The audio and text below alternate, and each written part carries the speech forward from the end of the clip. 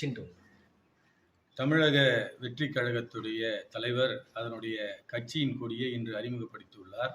அந்த கட்சியின் கொடியில் 2 யானை சிம்பல்களும் ஒரு வட்ட வடிவிலே வாகைப்பூ கொண்ட ஒரு சின்னத்துடன் அந்த கொடி அறிமுகப்படுத்தப்பட்டுள்ளது.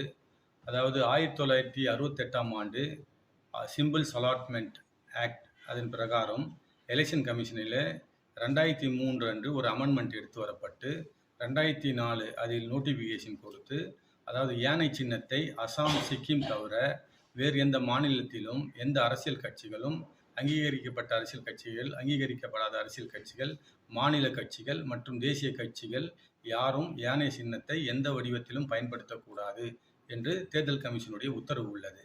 இந்த கட்சியினுடைய கொடியை வடிவமைக்கும் போது இது சம்பந்தமாக அவர்கள் இந்த சட்டம் அவர்களுக்கு கவனத்திற்கு வந்திருக்காது என்பது தெரிய வருவதனால் எங்களுடைய கட்சி தலைமை, மத்திய தலைமை அந்த கட்சியுடைய தலைமையுடன் நேரடியாக தொடர்பு சொல்ல வைக்க சொன்னார்கள்.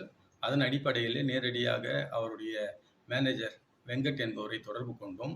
இது சம்பந்தமாக அந்த சட்ட விளக்கங்களையும் அதற்கான ஆவணங்களையும் அந்த சட்டத்துடைய நகல்களையும் அனுப்பியுள்ளோம்.